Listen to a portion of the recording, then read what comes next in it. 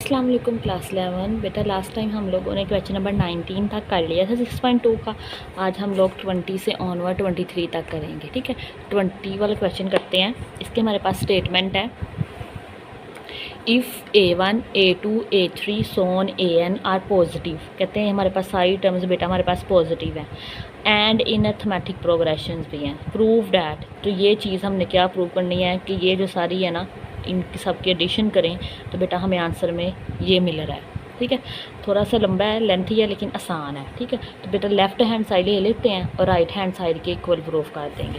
तो बेटा ये देखिए हम लोगों ने लेफ्ट हैंड साइड ले ली, ये हमारे पास लेफ्ट हैंड साइड गिवन है हमें। बेटा सिंपली हमने इसको रैशनलाइज करना है। आपको रैशनलाइज करना आता होगा, जो डिनोमिनेटर होता है उसका साइन चेंज करके उसे मल्टीप्लाई भी करवाना होता है और डिवाइड भी करवाना होता है। तो तीनों टर्म्स के साथ हमने ऐसे करेंगे। ठीक है, तो बेटा फर्स्ट टर्म है हमारे पास 1/√A1 प्लस √A2। ठीक है, मल्टीप्लाई करेंगे √A1 माइनस √A2 के साथ मल्टीप्लाई भी और डिवाइड भी, इसको रैशनलाइज करना बोलते हैं। ठीक है, same as next second term के साथ इसका साइन चेंज करें, A2 माइनस √A3, इसको नीचे मल्टीप्लाई भी कर दें और डिवाइड भी करवा दें। सेम है जो nth टर्म दी हुई है AN-1 प्लस √AN, बेटा इसको साइन चेंज करके मल्टीप्लाई भी और डिवाइड भी कर दें। ठीक है, नेक्स्ट स्टेप में क्या करें, अब ये 1 इससे मल्टीप्लाई हो जाएगा तो √A1 माइनस √A2 आ जाएगा। ठीक है, नीचे हमारे पास बेटा फॉर्मूला अप्लाई हो जाएगा, कौन से वाला, A plus B A minus B is equal to A² minus B²। ठीक है, तो बेटा यहाँ पे A√A1 है और B हमारे पास √A2 है, तो यहाँ से आ जाएगा √A1 का स्क्वायर माइनस √A2 का स्क्वायर प्लस ऊपर भी नेक्स्ट में भी सेम ऐसे होगा, ये 1 से मल्टीप्लाई होकर एज इट इज़ आ गया, नीचे भी आ जाएगा √A2 का स्क्वायर माइनस √A3 का स्क्वायर प्लस ऑन, ये एज इट इज़ 1 से मल्टीप्लाई होकर और नीचे आ जाएगा √A1 का स्क्वायर माइनस √AN का स्क्वायर। यहाँ से जो अंडर रूट है ये स्क्वायर से सारे कैंसिल हो जाएंगे। ठीक है, नीचे हमारे पास आ जाएगा A1 minus A2 A2 minus A3 and AN-1 minus AN आ जाएगा। ठीक है, अब बेटा उन्होंने जो हमें गिवन दिया गया है ना, क्या था कि हमारे पास A1 A2 हमारे पास क्या है, एक तो पॉजिटिव है और दूसरे हमारे पास क्या है, ये अर्थमेटिक प्रोग्रेशंस हैं। अगर ये अर्थमेटिक प्रोग्रेशंस हैं तो इनके दरमियान जो डिफरेंस आएगा बेटा वो D होगा, मतलब वो सेम डिफरेंस आएगा। तो बेटा इनका वैल्यूज़ निकाल के हम यहाँ पे लिखेंगे। अब ये देखें, अब D अगर यहाँ से निकालना चाहे तो कैसे निकलेगा, हमारे पास यहाँ पे अर्थमेटिक प्रोग्रेशन है क्या, A1 A2 A3 सोन चलता जा रहा है ना, तो D निकालेंगे तो ऐसे निकलेगा D is equal to A2 minus A1 निकलेगा। लेकिन यहाँ पे हमारे पास क्या है, A1 माइनस A2, तो थोड़ा सा बेटा माइनस से मल्टीप्लाई करवा देना, आ जाएगा minus D is equal to, इधर माइनस से मल्टीप्लाई करेंगे तो साइन चेंज हो जाएंगे, A1 माइनस A2 आ जाएगा। ठीक है, तो बेटा सब टर्म के साथ ऐसा ही होगा, यहाँ पे भी हमारे पास D आ जाएगा क्योंकि सब कॉमन डिफरेंस अर्थमेटिक प्रोग्रेशन है, तो सम के दरमियान D की वैल्यू सेम ही आनी है। तो हमारे पास आ जाएगा माइनस D और माइनस D, इन तीनों की जगह हम लोगों ने माइनस D पुट कर दिया। क्यों पुट किया है ये हमने देख लिया। अब तीनों में से बेटा माइनस D क्या करें, कॉमन ले लें। अब ये देखें, ये हमारे पास A1 है बेटा, उसके बाद A2 है माइनस का, उसके बाद A2 आ गया प्लस का, मतलब ये कटिंग। बेटा ये हमारे पास A3 माइनस का है, नेक्स्ट टर्म अंडरस्टूड है A3 प्लस का आना है जो कि कटिंग कर देगा। तो बेटा ये हमारे पास प्लस का है, इससे पीछे वाली टर्म हमारे पास माइनस में आनी थी AN-1। ठीक है, तो ये हमारे पास ये भी कटिंग हो जाएगा, एक फर्स्ट वाली टर्म बचेगी और एक लास्ट वाली टर्म बचेगी, अंदर वाली सारी कैंसिल हो जाएंगी।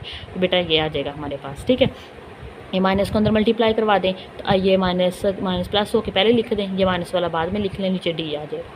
ठीक है, अब यहाँ से बेटा D की वैल्यू हमारे पास जनरल इक्वेशन क्या होती है, AN is equal to A1 plus N-1 into D। A1 बेटा इधर आके माइनस का हो जाएगा और N-1 डिवाइड हो जाएगा, तो ये D की वैल्यू ये जो आई है AN minus A1 divided by N-1 यहाँ पे पुट कर दें। ये पुट कर दें तो N-1 बेटा ऊपर मल्टीप्लाई हो जाएगा। ठीक है, तो ये आ गया हमारे पास। ठीक है, ये देखें यह आ गया। नेक्स्ट हमारे पास क्या है, अब नेक्स्ट हमारे पास है, अब ये देखें ये टर्म आई हुई है ना √AN माइनस √A1, बेटा इससे रैशनलाइज करेंगे, इसका साइन चेंज करके यहाँ माइनस है तो प्लस करके इसको मल्टीप्लाई भी करेंगे और डिवाइड भी करेंगे। तो अगले स्टेप में ये किया हो रहा है। ठीक है, ये देखें इसका साइन चेंज किया, उसको मल्टीप्लाई कर दिया और साथ पे डिवाइड भी कर दिया, इसको साथ रैशनलाइज किया हम लोगों ने। ठीक है, अब यहाँ पे ये प्लस में है, ये माइनस में है, ये प्लस में, यहाँ फॉर्मूला लग जाएगा √AN का स्क्वायर माइनस √A1 का स्क्वायर और N-1 एज इट इज़, और ये एज इट इज़ आ जाएगा और ये भी एज इट इज़ आ जाएगा। यहाँ से एक कटिंग करें तो बेटा हमारे पास AN minus AN a1 into n-1 divided by an-a1 under root an plus a under root a1 आ जाएगा। तो बेटा इससे ये इससे कैंसिल हो गया, तो क्या बच गया n-1 divided by under root a1 plus under root an। तो बेटा यही हमने प्रूव करना था, ये राइट साइड के इक्वल है, तो hence left hand side equal आ जाएगी right hand side. Simple question था, सिर्फ हमने क्वेश्चन को रैशनलाइज किया है, ठीक है, उनकी वैल्यूज़ 1-2 पुट की है, तो हमारे पास खुद ही वो सोल्व हो के आंसर बन जाएगा। क्वेश्चन नंबर 21 है, कह रहे हैं if the roots of the equation, ये हमारे पास थी ये कोई इक्वेशन है, उसके रूट्स हमारे पास क्या है बेटा, इक्वल है। Show that A B C are in arithmetic progression, तो प्रूव ये करना है ये हमारे पास क्या है, अर्थमेटिक प्रोग्रेशंस में आ रहे हैं। बेटा ये आप लोगों ने 10th क्लास में पढ़ा होगा, एक चैप्टर है, ठीक है, जिसमें हम लोग डिस्क्रिमिनेंट निकालते थे, मेरे हमें सेकंड चैप्टर है, ठीक है, कैसे निकालते थे डिस्क्रिमिनेंट। डिस्क्रिमिनेंट हमारे पास क्या आता है, बी स्क्वायर माइनस 4ac। अगर रूट इक्वल होते थे तो हम लोग डिस्क्रिमिनेंट को इक्वल टू 0 पुट करते थे। तो बेटा यहाँ पर यही करना है हम लोगों ने। अब देखें एक्स स्क्वायर के साथ जो लिखा होता है वो a होता है, जो एक्स के साथ लिखा होता है वो b होता है, और जो हमारे पास एक्स और की टर्म्स के बगैर लिखा होता है वो हमारे पास c होता है। अब यहाँ से स्मॉल a b c पहले इस्तेमाल हुए हैं, इसलिए हम कैपिटल ले लेते हैं। Capital A b minus c है, capital B c minus a है, और capital C a minus b है। बेटा डिस्क्रिमिनेंट आ जाएगा B square minus 4ac। B हमारे पास c माइनस a आ जाएगा, 4 आ जाएगा, a हमारे पास b माइनस c है, और c हमारे पास a माइनस b है। इनकी वैल्यूज़ पुट कर दें तो बेटा ये हमारे पास फॉर्मूला लग जाएगा a square minus 2ab plus b square, ठीक है। तो c का स्क्वायर आ जाएगा प्लस a का स्क्वायर माइनस 2, और a और b आ जाएगा, a हमारे पास c है और b हमारे पास c है, a है, ठीक है। तो ये हमारे पास अरेंज करके मैंने लिख लिया 2ac। माइनस 4 आ जाएगा, a को b से मल्टीप्लाई करें तो a भी आ जाएगा, b को b से मल्टीप्लाई किया तो b स्क्वायर आ जाएगा, माइनस ac आ जाएगा, माइनस माइनस प्लस, और ये bc आ जाएगा, ठीक है। बेटा नेक्स्ट हमारे पास ये माइनस 4 को अंदर मल्टीप्लाई करवा दें, ये अंदर मल्टीप्लाई करवा दिया तो इनके साइन भी चेंज हो जाएंगे, ये माइनस है तो प्लस हो जाएगा, माइनस है प्लस, प्लस है तो माइनस हो जाएगा। अब यहाँ से c स्क्वायर a स्क्वायर आ जाएगा, ठीक है। अब ये b स्क्वायर वाले इकट्ठे लिख लें, और ये हमारे पास क्या आ जाएगा 4b स्क्वायर। नेक्स्ट हमारे पास है, ये देखें ये 2ac है, तो बेटा यहाँ से हमारे पास क्या आ गया, ये माइनस 2ac है, ये प्लस 4ac है। अब 4 में से 2 माइनस कर दें तो प्लस 2ac आ जाएगा। नेक्स्ट हमारे पास 4ab, और नेक्स्ट हमारे पास 4ac आ जाएगा। अब यहाँ से बेटा एक ये फॉर्मूला अप्लाई करेंगे, ठीक है। वो हमारे पास क्या होता है, a स्क्वायर जमा b स्क्वायर जमा c square plus 2ab plus 2ac plus 2bc हो, तो हमारे पास इक्वल जाता है a plus b plus c का होल स्क्वायर के, ठीक है। तो बेटा यहाँ देखें, यहाँ पे ये c का स्क्वायर, a का स्क्वायर, यहाँ पे प्लस आ जाएगा। अब यहाँ पे 2 टर्म से माइनस इस्तेमाल हो रहा है, इसलिए हम इसको थोड़ा सा अपनी सहूलत के लिए लिखेंगे माइनस 2ab का स्क्वायर। जब माइनस का स्क्वायर लेंगे तो बेटा उसने अगेन प्लस होना है, फिर क्या आना है 2ab, तो बेटा a यहाँ पे c है और b यहाँ पे हमारे पास a है, आपको पता है, ठीक है। प्लस 2ac आना है, तो हमारे पास ये हमारे पास ये लिख लिया हम लोगों ने, पहले ये आ गया, फिर एक दफ़ा इन दोनों को लिख लें तो ये आ गया, तो ये यही बनती हैं। तो बेटा ये हमारे पास अगर ये बन रहा है तो हम इसको लिख सकते हैं a plus b plus c का स्क्वायर, मतलब c plus a plus minus 2ab का 2b का होल स्क्वायर लिख लेंगे, ठीक है। तो बेटा ये हमारे पास क्या आ गया, इसका होल स्क्वायर आ गया। अब according to given condition roots equal है तो डिस्क्रिमिनेंट इज इक्वल टू 0 चला जाएगा, ठीक है। तो बेटा ये 0 आएगा, अब स्क्वायर खत्म हो जाएगा, उधर 0 है, ठीक है। तो हमारे पास आ जाएगा c plus a minus 2ab is equal to 0, a plus c is equal to 2b आ जाएगा, ठीक है। तो a b c हमारे पास क्या आ जाएगा, थमेटिक प्रोग्रेशन में आया। क्यों आया ये वाला हम लोग, मैंने आपको पॉइंट पढ़ाया हुआ है जिस दिन चैप्टर शुरू करवाया था। ये देखें, ये एक्सरसाइज शुरू करने से पहले कहते हैं 3 numbers a b c are in arithmetic progression if and only if 2b is equal to a plus b। अगर हमारे पास 2b इक्वल आ जाए a प्लस c के, तो हमारे पास जो प्रोग्रेशन है वो अर्थमेटिक प्रोग्रेशन होती है। तो ये देखें अभी तो यही आया, a प्लस c हमारे पास 2b के इक्वल आ गया, मतलब a b c हमारे पास क्या हो गई है, अर्थमेटिक प्रोग्रेशन है। बेटा हमारे पास क्वेश्चन नंबर 22 है, कह रहे हैं if the side of the right angle triangle are in arithmetic progression, ठीक है। कोई राइट एंगल ट्राइंगल है, ठीक है, और वो हमारे पास किस में है, अर्थमेटिक प्रोग्रेशन में है।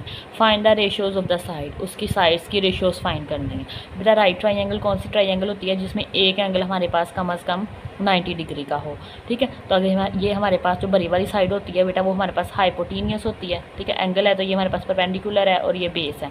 तो लेट कर लेंगे 3 साइड्स a माइनस बी ए और ए प्लस डी। ठीक है, अब ए बेटा एक साइड हमारे पास ए है, ए क्या है हमारे पास ए माइनस डी, और एक में हमारे पास कोई डी प्लस हो रहा है, मतलब सबसे बड़ी वाली साइड यहाँ पे ए प्लस डी है, तो वो हाइपोटीनियस होगा इसका, ए प्लस डी आ जाएगा। ठीक है, बाकी दोनों में से कोई एक हो सकती है बेस और एक परपेंडिकुलर हो सकती है, उसको आप जो मर्जी कर लें। ठीक है, so the largest A plus D is the hypotenuse, तो यहाँ पे A plus D as a hypotenuse आएगा। बाय पाइथागोरस थ्योरम हाइपोटीनियस का स्क्वायर इक्वल आता है बाकी दोनों साइड्स के स्क्वायर के सम के, तो बेटा ये आ जाएगा ए प्लस डी का square is equal to A square plus A minus D का स्क्वायर।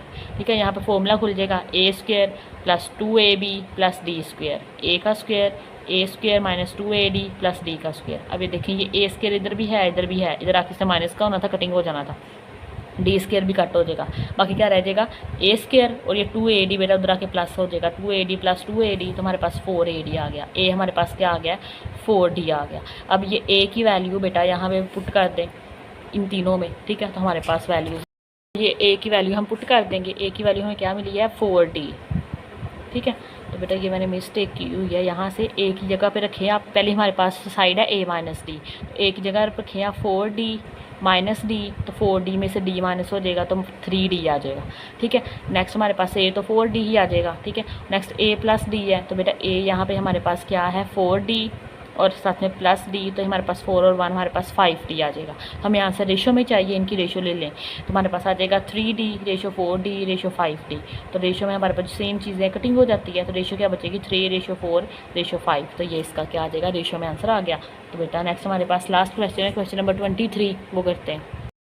लास्ट क्वेश्चन है हमारे पास, क्वेश्चन नंबर 23 कह रहे हैं if the nth term of the progression is a linear expression in n। कहते हैं हमारे पास जो nth टर्म है ना प्रोग्रेशन की, वो हमारे पास लीनियर एक्सप्रेशन है n का, then prove that the progression is arithmetic progression. Prove ये करना है कि हमारे पास जो प्रोग्रेशन है वो अर्थमेटिक प्रोग्रेशन होनी चाहिए। ठीक है, तो बेटा ये दो मेथड से मैंने किया हुआ है, अब जो आसान लगेगा वो कर लेना। ठीक है, क्या फर्स्ट मेथड है if the nth term is the linear expression in n it can be written as an हमारे पास आ जाएगा pn प्लस q की फॉर्म में। ठीक है, बेटा जो इससे नेक्स्ट टर्म आएगी ना वो हमारे पास अंडरस्टूड है n प्लस 1 होगी, तो नेक्स्ट टर्म हमारे पास n को रिप्लेस कर दें n प्लस 1 से, n को रिप्लेस कर दें n प्लस 1 के, pn आ जाएगा, ये प्लस p आ जाएगा प्लस q आ जाएगा। इनका कॉमन डिफरेंस ले लें, तो बेटा कॉमन डिफरेंस क्या आएगा, नेक्स्ट टर्म में से प्रीवियस माइनस करनी होती है, नेक्स्ट हमारे पास है an माइनस 1, प्रीवियस है माइनस n, हमारे पास ये वैल्यू an माइनस 1 की है। ठीक है, इनके साइन हमारे पास ये आ जाएगा हमारे पास। ठीक है, तो बेटा ये हमारे पास आ जाएगा, यहाँ पे इसका जब ब्रैकेट लगाए ना, ठीक है, जब इनका साइन चेंज होगा तो pn plus p plus q minus pn और माइनस q आ जाएगा। बेटा pn से कैंसिल हो जाएगा, q से कैंसिल हो गएगा, तो हमारे पास p रह जाएगा। ठीक है, अब ये जो p है ना बेटा हमारे पास एक कांस्टेंट नंबर है, अगर हमारे पास अगर कांस्टेंट नंबर आ जाए ना कोई डिफरेंस, तो हमारे पास जो प्रोग्रेशन होती है वो अर्थमेटिक प्रोग्रेशन होती है। ठीक है, तो यही यूज़ करके लिख देंगे since consecutive term differ by the constant number the sequence is arithmetic progression with common difference d। कहते हैं क्योंकि हमारे पास जो कंसेक्यूटिव टर्म्स का जो डिफरेंस लिया है वो कांस्टेंट नंबर आया है, इस वजह से जो सीक्वेंस है बेटा वो हमारे पास अर्थमेटिक सीक्वेंस होगी जिनका कॉमन डिफरेंस हमारे पास हमेशा d होगा। या फिर ये दूसरा मेथड है बेटा हमारे पास, ऐसे भी कर सकते हैं, लेट कर लें कि हमारे पास जो nth टर्म है ना लीनियर एक्सपेंशन की, वो हमारे पास है an is equal to an plus B, similarly है, पीछे हमने बस p और q इस्तेमाल कर लिया था, p और q भी कर सकते हैं, मैंने लिखा था pn प्लस q, तो मैंने यहाँ पे p और q के रिप्लेसमेंट पे a और b इस्तेमाल कर लिया। तो बेटा इनको एक सीक्वेंस में बना ले, एक टर्म्स बना ले इनकी, एक n को 1 पुट करें तो हमारे पास n की जगह 1 आ जाएगा प्लस b, तो a प्लस b आ जाएगा, फिर 2 पुट कर लें a2 is equal to 2a plus b आ जाएगा, फिर 3 पुट कर लें 3a प्लस b आ जाएगा। ठीक है, अब इन दोनों का अगर ये हमारे पास अर्थमेटिक प्रोग्रेशन होंगे तो डिफरेंस लेंगे तो वो सेम आएगा, इन दोनों का आपस में डिफरेंस ले लें और इन दोनों का आपस में डिफरेंस ले लें, तो डिफरेंस हमारे पास क्या आ जाएगा a2 माइनस a1, a2 की वैल्यू लिखें a1 की लिखें, माइनस है तो साइन चेंज हो जाएंगे बेटा, a b से कैंसिल हो जाएगा, 2a माइनस a हमारे पास a आ जाएगा। ठीक है, अब हम लोग a3 का a2 के साथ डिफरेंस ले लेते हैं, तो ये हमारे पास a3 की वैल्यू ये a2 हुआ, माइनस खोल लें, ठीक है, ये b से कैंसिल हो जाएगा, तो 3a में से 2a माइनस कर दें तो a आ जाएगा। तो देखें हमारे पास दोनों दफ़ा डिफरेंस सेम आया है, तो हमारे पास ये हमारे पास किसकी निशानी है, अर्थमेटिक प्रोग्रेशन की। ठीक है, तो हमारे पास आ जाएगा कि from equation 1 and 2 the sequence is an arithmetic progression. तो इसी के साथ हमारी एक्सरसाइज कंप्लीट हो जाती है। अगर आपको आज का लेक्चर अच्छा लगा हो तो लाइक शेयर एंड सब्सक्राइब जरूर कीजिएगा। अल्लाह हाफिज़।